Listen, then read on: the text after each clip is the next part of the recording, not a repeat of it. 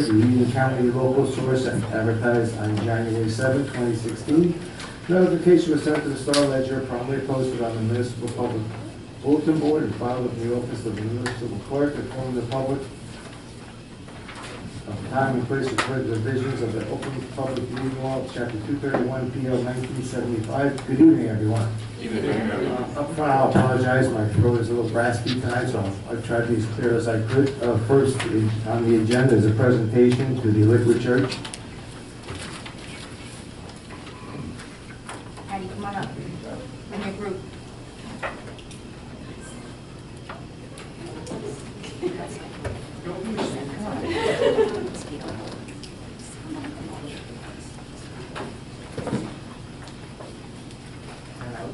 And I'll just say this is a very small portion of the group that was here making our Borough Hall look beautiful.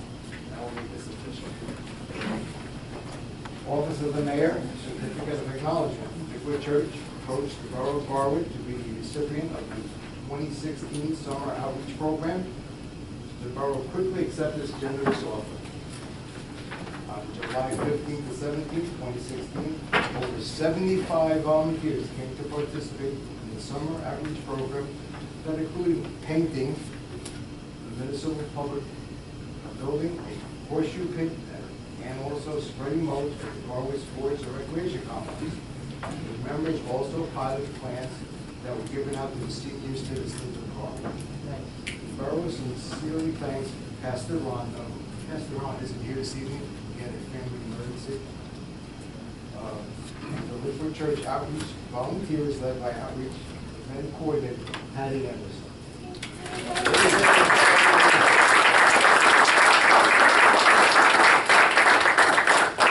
Tremendous donation to the citizens of the Borough of Barwood. Lastly, but not leastly, Liquid Church, located on Center Street, will begin their services on October the 9th, 2016. And we hereby welcome the Liquid Church to the Barwood community and look forward to continuing relationship with Liquid Church. Thank you and God bless you all.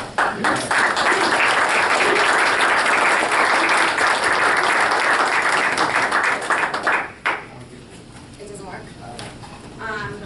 Well, I think I speak for every one of us when we are so grateful to the community for inviting us and welcoming us, and it really was our honor and our pleasure to come and do the things that we did for the town, and we are looking forward to more partnerships and just working with everybody in the town. We're here for you guys. That's really what we just want you to know. We're here for y'all. Thank you. The mayor worked harder than anybody.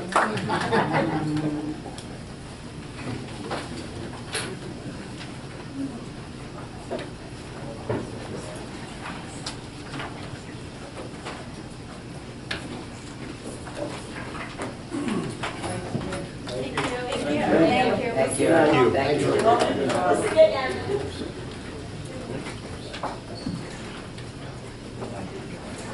We will continue on with regular business. Borough Engineer Donna Goriello, please. Yes, Mayor. I don't have much to report except that we're working on a sidewalk program. We haven't heard anything new. I'm sure you've all noticed that there's been no news in the newspaper about any legislative act increasing the DOT funds. So at the present time, everything's still on hold. So not doing much in that regard. Any questions for Mr. Goriello? Hearing none, Borough Attorney Robert Renaud.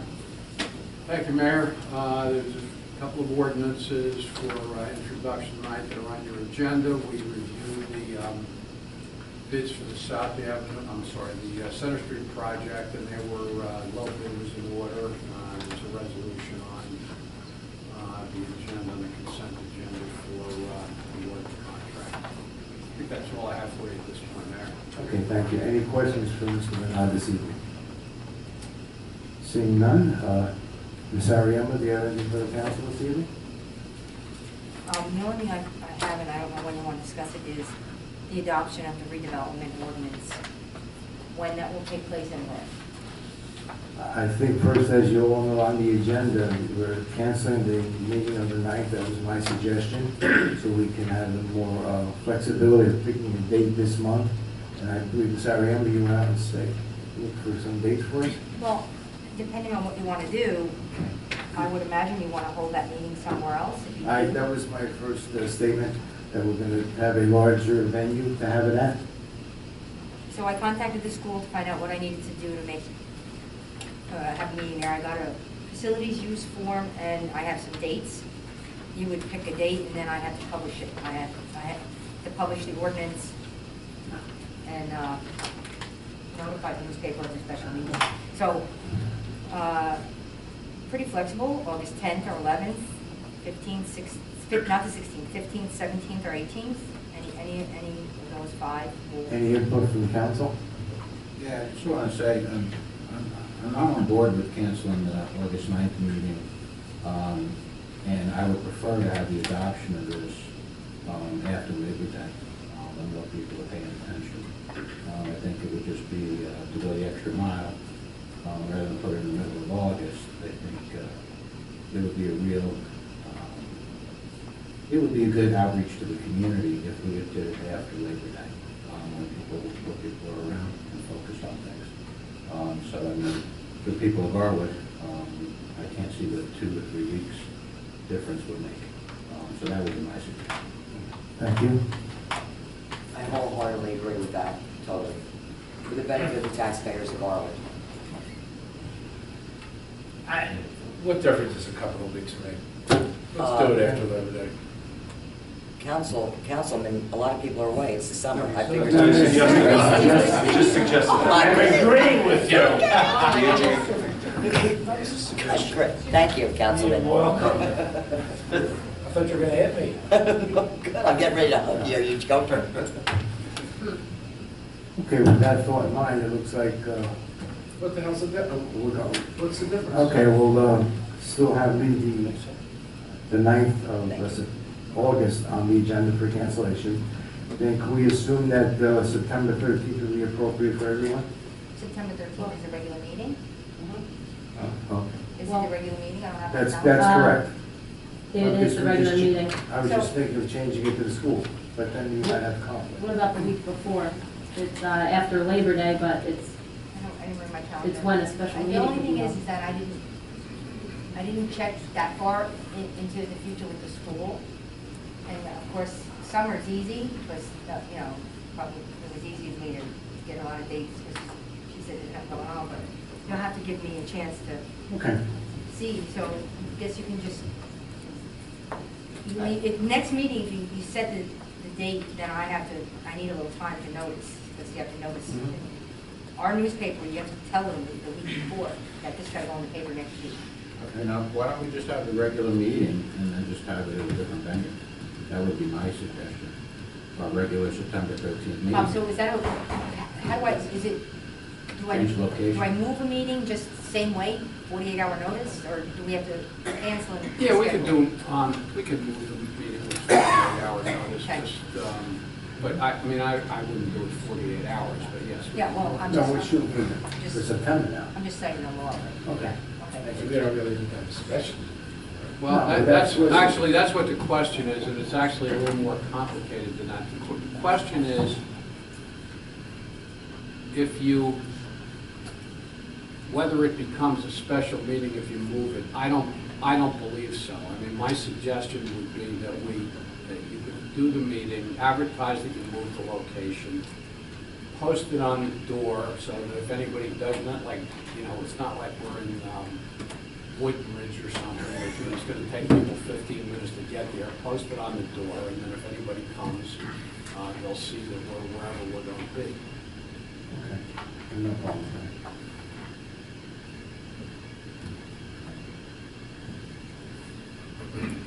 Okay, so you want to adopt it at the, what was the date of the meeting?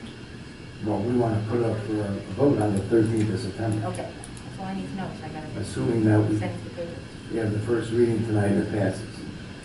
Okay. But then, that's another question. I haven't checked though, everybody, if the school's available that day. No, okay? I understand. And if they're not, then I'll let you know. Okay. give me direction for the next council meeting. Can I ask one nice question? I'm sorry.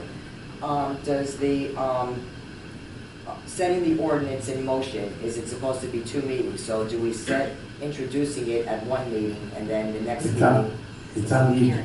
it's on the agenda for tonight, for the first reading. I would support tabling it to, you know, again, provided that Tina finds out September 14th, tabling it to the 23rd in August, and then we could have 2 consecutive readings, a vote for introduction and then a vote to adopt on the 13th.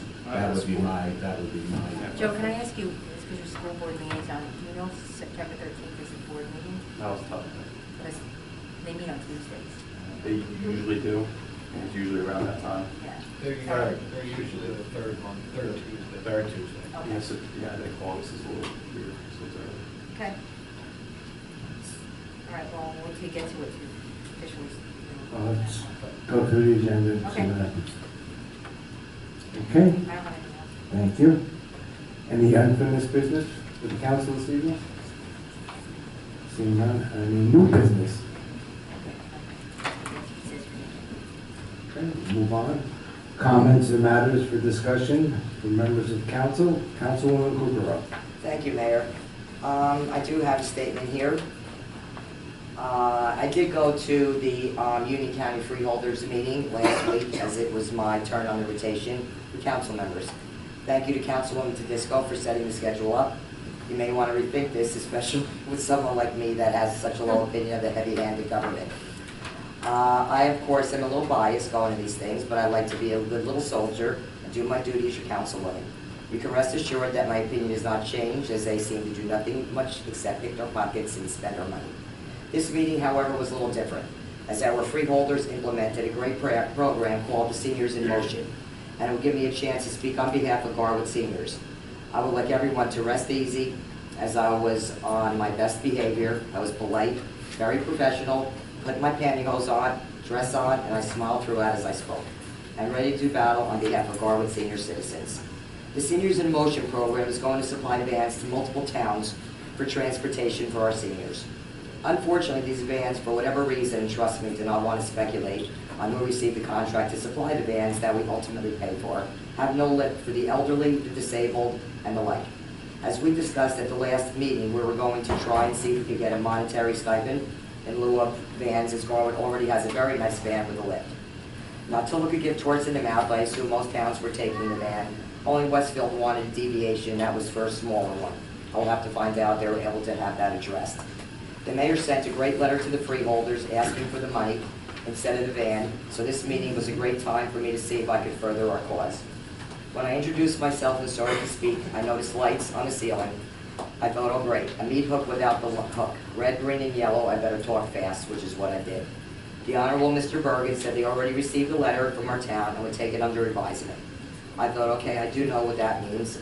I replied, I did understand, but thought it best to be their person to give them a face with a name and representing our town and seniors. I stated our case very eloquently, let the chips fall where they may. He directed my inquiries to a Mr. Frank Guzzo, the Director of Department of Human Affairs. I only had a very few questions. He was very pleasant, very amicable, and was very eager to answer anything I had to say. The cost of the vans was one that we ultimately pay for anyway. How long do we have to keep the vans before they can be sold?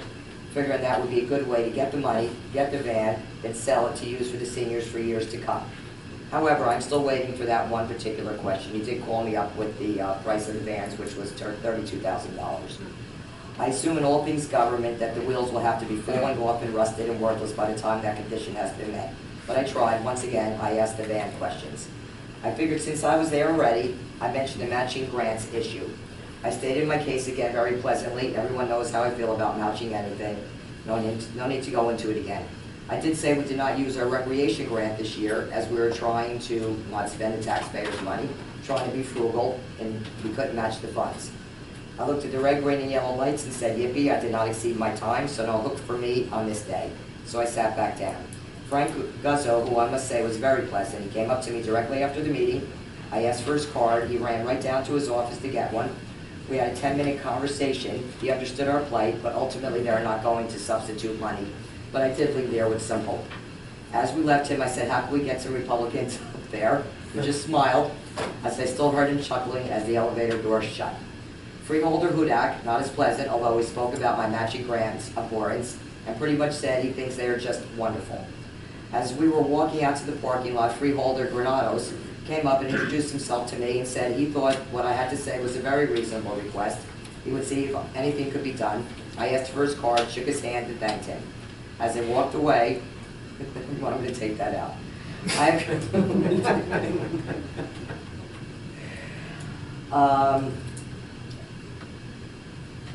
I would say this, I would certainly walk away with a joker face on if it meant helping our fellow residents. However, I draw the line at selling my soul to the devil to do it. I did learn one other thing as we left that meeting, that when Freeholder Hudak responded that he loved matching grants, I raised my hand to counter what he said, and Mr. Bergen shook his head no. So next time, I will have all my questions prepared, some rebuttals, and take another bite from the proverbial freeholder apple, so to speak. And that was my second experience at a freeholder meeting in my entire lifetime. So thank you, Councilwoman Tedisco, for setting it up. I'm learning much too much as I'm going along. So that's all for my report, Mayor. Thank you. Thank you. Councilman Martin? I'm overwhelmed by the entertainment value of Councilwoman's report. I have nothing to add. Thank you. Councilman Matthew? Yeah, I guess since it's campaign season, I get a lot of complaints going door to door, so forgive me. Street sweeping, 200 block of 3rd Avenue. Well, how do we schedule a street sweeper? How does that work? What do you ask? No, I guess the head of streets and roads. Well, the street sweeper is scheduled to go out this week. There's no real schedule for it. It's when they have the time for it and it's needed. They did street sweep the entire south side, and they worked on the north side about a month and a half ago. Okay. So I just had a couple of inquiries on the 200 block of 3rd Avenue, so we just passed that along. One other thing I had, and Tina, this probably is for you. I had a question about a bank-owned building on the 500 block of Locust. You probably know the property. It's still, I think it's owned by Wells Fargo or something. Actually, looks not in bad shape. But it's been owned by the bank a long time. Do we maintain any contact with them, or do we know? Yeah, by law, they have to send me a letter saying who's responsible for the property. Mm-hmm. And that law went into place like in 2009. Mm-hmm. And I have all those letters in one folder, and when I get one, I copy it to the tax department and to the police department. Mm-hmm. Because they would be the ones that handle property maintenance and whatnot. And tax would handle any, those delinquencies. I could look in the file and tell you who the contact is for that property if you feel like that it's in. Yeah, actually, disarray. for me, it's a bit of, actually, I didn't think it was, but I'm just curious because I wonder how long the bank holds the property before they relinquish it. You would think that there would be some amount of money in it. Really long, you'd be amazed. Yeah. Did you say it was on Locust? It was on Locust. You probably know the property. It's like in the 520s, I It's think. been like that for over 5 years. For 5 years. It's so long. Because you would just think with paying the taxes and the upkeep at some point. But you I'm would- gonna look, I'll look up. Yeah, and Tina, not to push that on you, if you have anybody who's a contact, just out of my own curiosity and to get back to this constituent, Public record. I would just like to know. You can have, it's public record. You Great. can have the letter. Great, thank you very much. That's all I have. Yes, Councilman Matthew. I did look into this quite a few months ago. It was brought to my attention. I did go over there and look at the house. The neighbors have been plowing the driveway and taking care of the maintenance on the outside of the property. I did speak to Chief Underhill about it. He was very gracious and very informative. Try getting through to a bank that has a property that's going to go to sheriff's sale for foreclosure. Good luck trying to find anybody that'll deal with it. But he has been all over it nonstop since it was brought to his attention. And that was a few years ago. I mean, I know the house, I know the people that live right around it, and I also know that they've been trying to maintain it. That's why it looks so good from the outside. So quite frankly, they would have done themselves a big favor putting it on the market, gotten sold like the market has been doing so well. But as with the banks, you just can't. But they've been looking into it for quite a few years already, and Underhill's been all over this. Thank you. I just like to confirm that she's absolutely correct, because even I had my 2 cents into it. It's been a big legal problem. Thank you. Okay, here Councilman Sarno. The only quick note I have is, when you look at the liquid outreach, I think you were a little humble, and I think that people need to know that the mayor was out there working in 95-degree heat, putting out mulch, out here painting and really helping out as well. And nice job doing that. It's good working with you. Thank you. And also to you,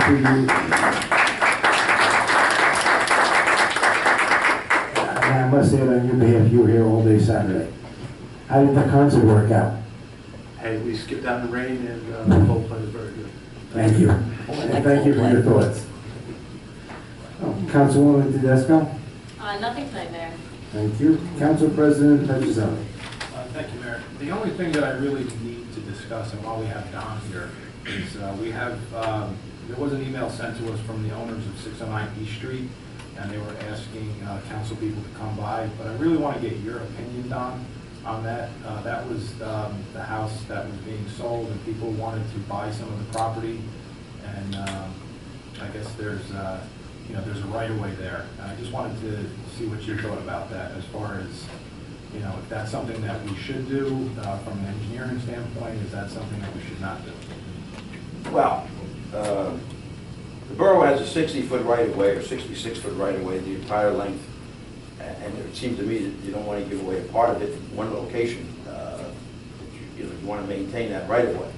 There was a comment in the, I think, a letter that went out about squaring it off. You just can't square the property off, because if you were to square it off with the front line, you'd go 60 feet out into the street. So, I mean, the people who live there, they've been using the property for 50 years. I think nobody cares about that, and I would suggest that that's what continues. I mean, there's nobody stopping them from using the property, and I doubt whether we'll ever pave it. Maybe not in my lifetime, but who knows? One of the problems is the road right now is only in Cranford. So Cranford has nothing to say about our half, and we have nothing to say about their half.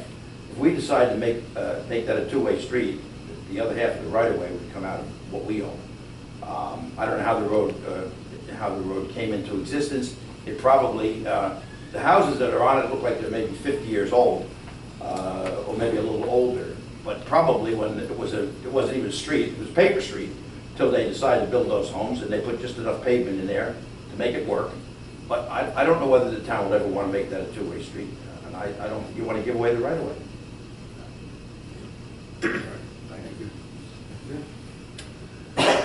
Okay, we'll proceed on with the meeting with public comments. Is there anyone in the audience who wishes to address the mayor and council? Please step to the microphone, state your full name and address. Please keep your comments to 3 minutes. Good evening, everybody. Jen Blumenstock from 15 Spruce. I just want to address the moving of the adoption meeting after Labor Day that was discussed before. I think that's a good idea. I do agree with that. However, kind of have a problem with the fact that I question the motives of some of the council people up here as to why they would want to do it, because they've been so vocal about the plan already. They obviously have come to their conclusion already. If we could use this next month or however many days it is to talk to the people who are out there, get their opinions, because there isn't just one opinion, and I think that there are residents out there who have varied opinions on this project. There's pros and cons to any project, and I think we need to get out there and talk to the people about that. I hope that the council people up here will do it. Some council people have remained quiet on the issue, because I do think that they are looking into it still and talking to people. Other council people have been very vocal, and I get a little afraid that this is just a re-election tool, that pushing it off to get people in here and get passions raised about it, rather than really going out there and seeing what the people are saying. So that's really just my 2 cents on there. I hope that you do take the time to go out there and speak to the people who might not agree with your particular opinion on this at this point. And so will they sway you? I don't know, but I think that is your job as a council person, is to go out and speak to not only the people who are on your side, but the people who may have a differing opinion. So thank you. Thank you.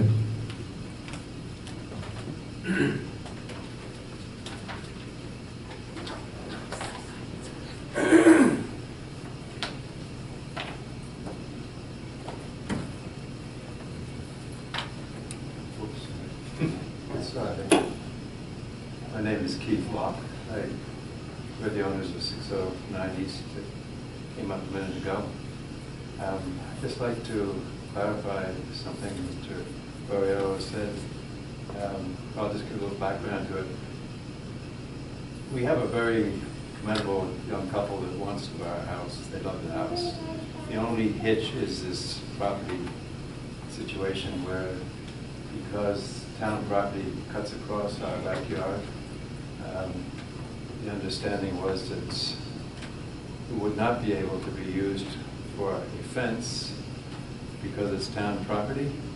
Therefore, there's no way that this arrangement with the closing actually, of course, the council really cares about that, but it's very close down the road. We have a house we're supposed to close on up in Warren before too long. So it's very important that we get clarification of this. Mr. Guerrero, I think, would you say again, please, what you did say as to being able to use it any way we want or something like that? What I basically said is that you're using it now, and no one's bothering you about it. Oh, yeah, right. And I think with the discussion about fencing it in came up at the last meeting, and I think you were talking about buying the property. You probably could buy a fence and put it up, and if and when the town ever would ask the people to remove it so that they could use the road, you would have saved some money on the deal. I don't see why anything's going to change. The borough's not. I don't see the borough looking to do anything in that right of way for a long time. But I don't think they should give it up either.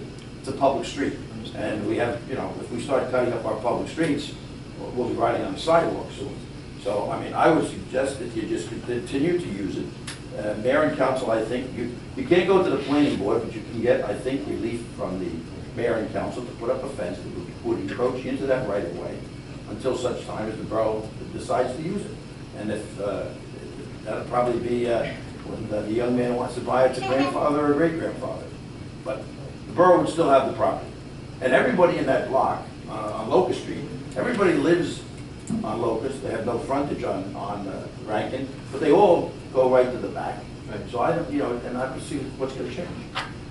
Even the neighbor very close to us, you're referring to, put in blacktop from Rankin to their house on Locust, been using for decades. So I'm just bringing this up because there are very critical situations household-wise at stake. And I know, I hope it's right to say this, but I know I'm sure a very major factor that entered into all folks taking these very responsible jobs that you have, involving a lot of sacrifice. We realize that. We appreciate it very much. But I was thinking about it today. I think that along with your prime responsibility to maintain the principles of the Constitution, that there's a human factor enters into your wanting to do this job that you're doing. We appreciate it. And that involves wanting to do as much as you can for others, compassion, understanding, and that I would suggest just runs right alongside maintaining the principles of the Constitution. So I don't know if that appeals to anybody here, but we do have a situation. Cutest little guy here will be staying inside the fence. I don't know how much these things affect us, but I just wanted to bring this up, that we're hoping that tonight there might be enough leeway granted for what needs to be done, that land that is not usable for anything else might be granted. There's no mitigating factors to prevent it in relation to the Constitution. If our consciences and our affections, should we say, maybe not the best word, are carried, maybe something could be arrived at where these young folks, very commendable, that want to stay in Garwood, and I think that's cool. So I just leave my comments with everybody. Consider, thank you very much for letting me speak. Thank you. Mayor, if I may speak to that at the end of public comment? Yes, thank you. Thank you.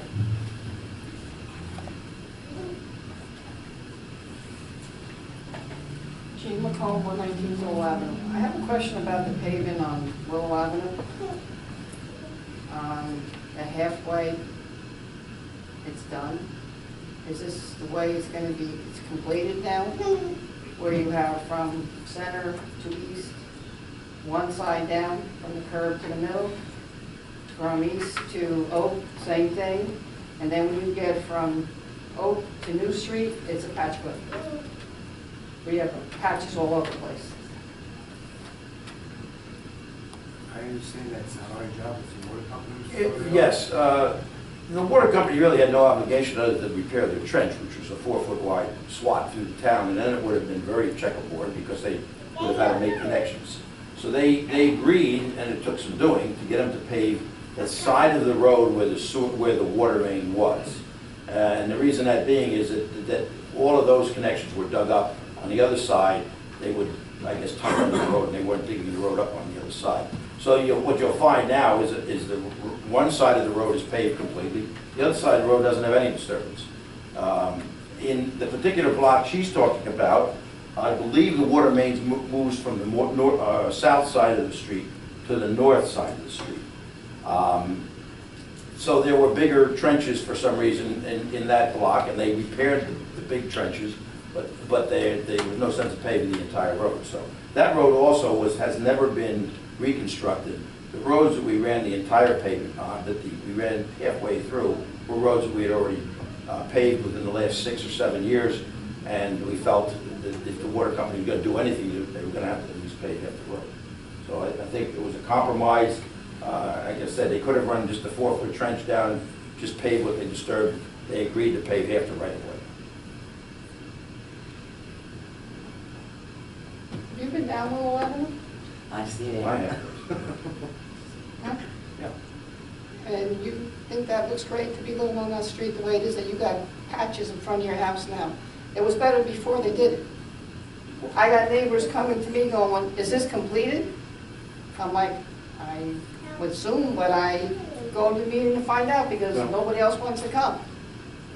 That particular block has not been reconstructed. There are patches from one end to the other, old and new.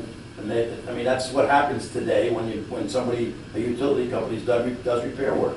Whether it's a sewer connection repair work, a new sewer, or a water service or a gas service, the same thing happens. You dig it up. Asphalt is good whether it looks pretty or not. It's good in its structural part. So they've paved the road satisfactorily to meet what they're required to do, and that is to repair a trench that they made. Their trenches most of the time were as big as this table. And I know there's a lot of them, but there's a lot of houses. There's 18 of them, there's 18 houses, there's 18 trenches. Mr. Guerrero, if I may suggest, can we put this on the 2017 DOT grant? Sure, we haven't done that yet. Well, I'm saying yes. Okay. At least we can start with that and see where it takes us. Okay. And I just have one question, Don. Being that, Mr. McComb brought this up, is there any responsibility once they do this and they have all these little patches all over the place? If this decides to come up in the next winter, do they have any responsibility to come back and, make it right? Utility companies are always responsible for their trenches.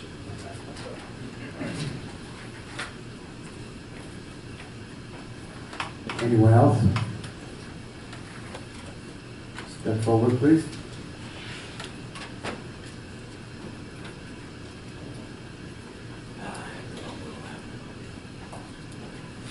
Good evening, Mayor, ladies and gentlemen. Council Bruce Patterson, 325 Willow Avenue, and I live on Willow also, a couple blocks from Gene.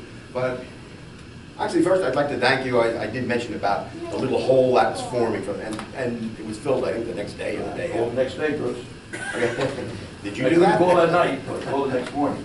All right, but anyway, and yes, I appreciate it, at least them paving half the street. I understand what Gene's saying. I mean, it just doesn't look right, but, it is what it is, and I understand your obligation. I appreciate you kind of twisting their arm to actually do half the street instead of just leaving it as that. It was an ugly trench repair, and I understand their obligations, and I appreciate what you did in forcing them to at least pave half the street, so thank you very much on that.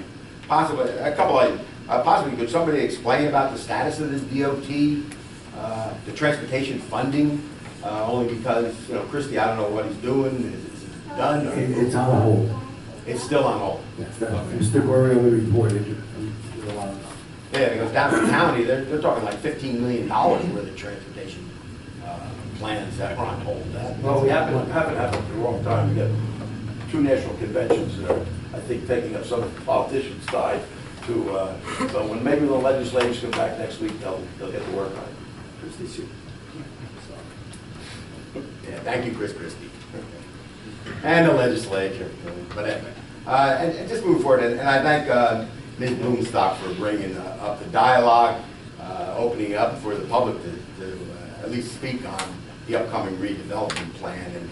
And actually, I do have a question, and it's kind of overarching, but if our borough attorney, Bob Renaud, can explain the process of moving forward now that we left the planning board. It's now the redevelopment plan for Casal is in the council.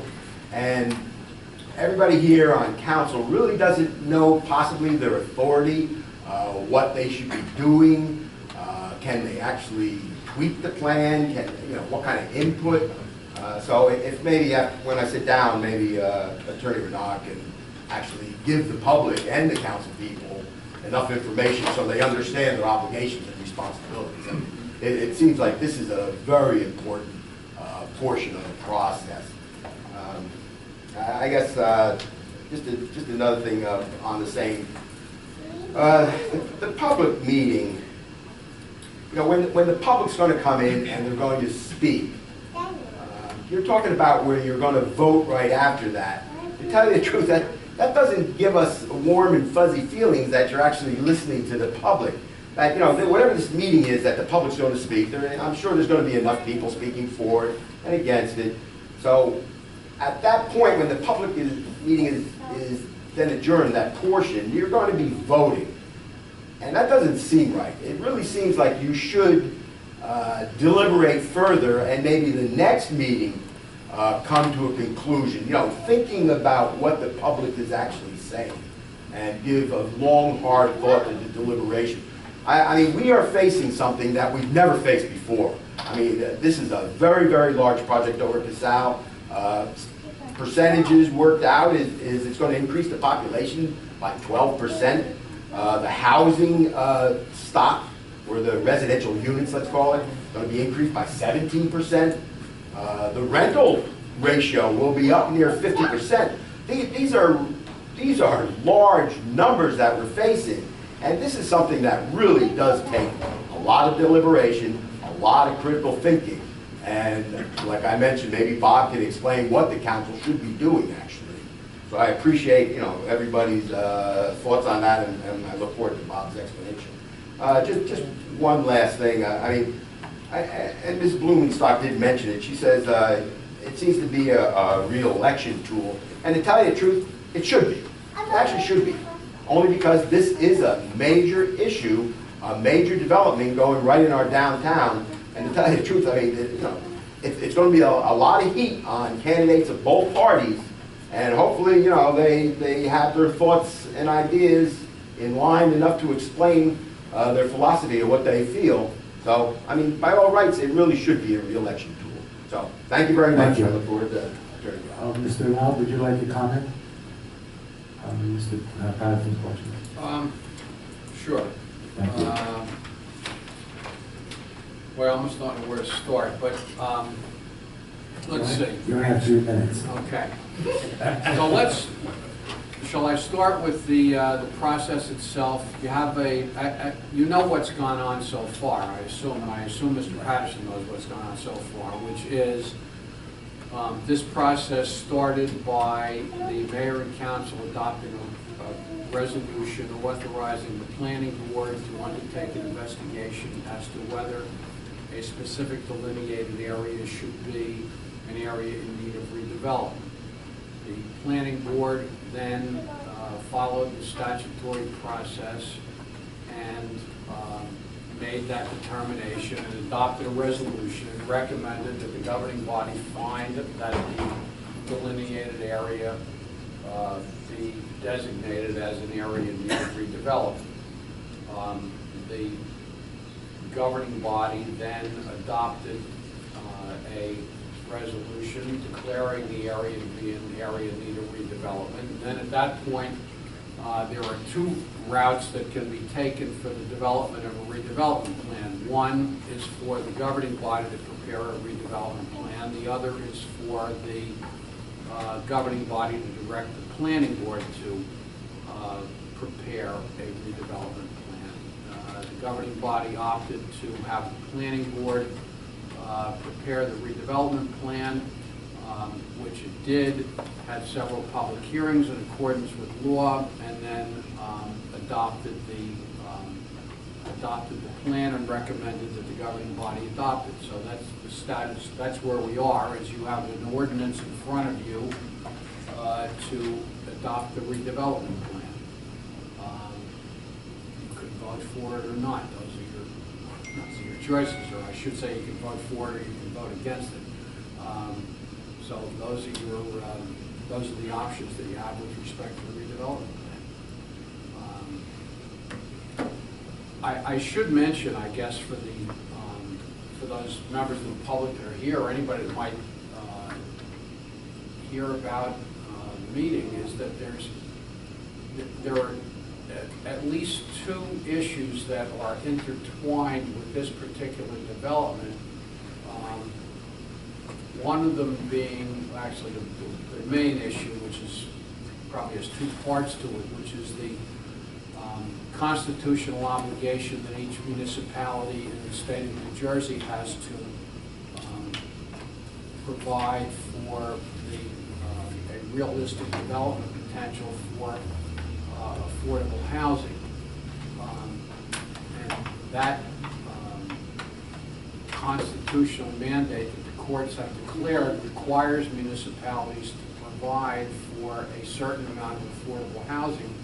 And if they do not allow developers to institute what's called a builder's remedy lawsuit, so that if affordable housing is not provided, the borough is open to a lawsuit. Currently, we are immune because we have been moving forward with a potential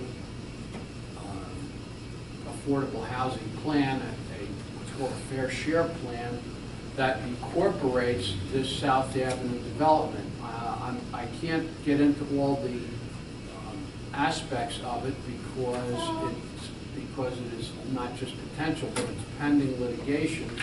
And I don't want to prejudice the borough's position, but I have to say that the declaratory judgment, the possibility of a builder's remedy lawsuit being a viable possibility for a builder, and the redevelopment plan are all tied together. So it's not simply a yes, I like this plan, no, I don't issue. Well, the council, assuming that it passes this ordinance on first reading, and then when it comes up with final passage, those are all discussions that I and others that are involved in the litigation will have with the council before the vote. Thank you. Anyone else like to come up to the microphone?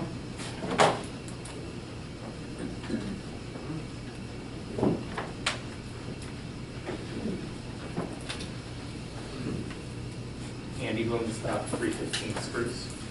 I just wanted to respond to Mr. Patterson's comment. Speak to the dais, please, not in regards to this being an election tool, I think it's certainly an election topic, and I think all the candidates need to be talking about it, because if this is something that does happen, you know, there's other implications that whoever is elected will have to talk through as a future council member.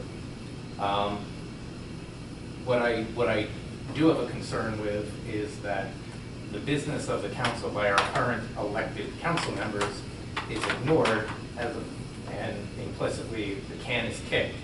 So it goes to whoever the new elected officials would be. And honestly, I don't like the idea of it implicitly becoming a referendum. I think we should move course. If course should move us in the direction that the election comes and goes, and it is the new council, I think that is what it is. But I have a concern that it is being turned into a referendum by continuing to stall. Thank you.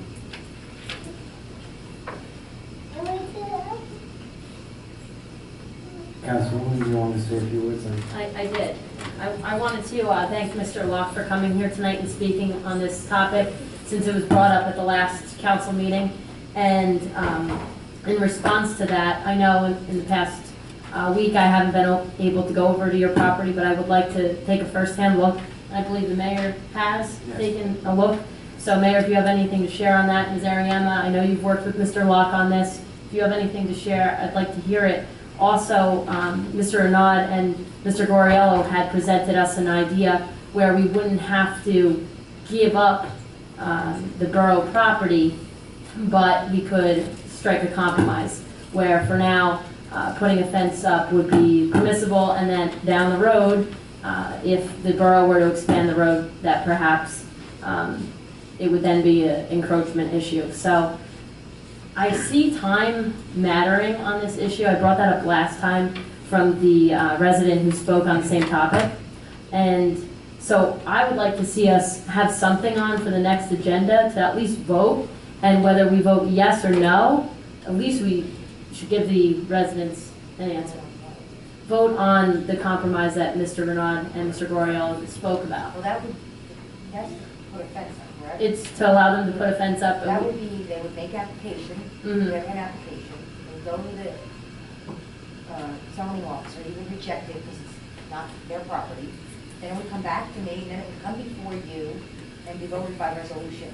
That would have to be prepared, that has to go through the process first. Okay. And then by resolution, you would either authorize them to put that fence on or not. And then that's when it would still be a temporary, not a temporary, but not a. We wouldn't be selling it or giving it, No, not that we would be selling it for an amount, but. Permission for them to put something in the borough right of way, Mhm. which is done by resolution of the governing body. So that's, I you guess, shouldn't vote on it if you don't have it. okay, so once the application is submitted, I would be in favor of at least voting on it. I believe you deserve an answer sooner rather than later, so I guess I'm encouraging you to put an application in. In the meantime, I know I'll stop by the property and take a look by myself, and I encourage the rest of the council to prepare their opinion on that. So if that day comes, we're ready to vote.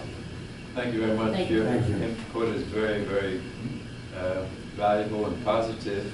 I don't want to throw anything in that might complicate it, and maybe it's not resolvable, but the closings on these houses are probably before the next meeting. Is there any way that anything could be? We need that application first, though, right? There's a process for putting a fence up. It starts with an application that taken out. There's also online. You look to my office. With a fee. I guess you could assume kind of that you may receive that application, and maybe you could discuss if you would like to consider that, but you don't have that in front of you, and you don't have. We need the application first regardless, it sounds like. You should So have. where it's going. Yeah. Right. You don't have to find, have to look at it. I mean, you can't have the fence, you know, for example, if it's a solid fence, it can't come out to the street because you've got sight line issues. Corner You lot. know, it's got to be. Right. The corner lot is a ordinance that says it's only 4 feet, all these things that can be addressed. So, Okay, so, Mr. Locke, do you understand the process better now about getting an application first or submitting one of them? Is that just like from the building department fence permit? no. Just come see me tomorrow if you want, and I'll help you with that. Consider it done. Thank you all very much. We really appreciate Thank your you. assistance. Also, as pertaining to the last meeting, I was abstaining on this total application, so I said carry over from meeting to meeting.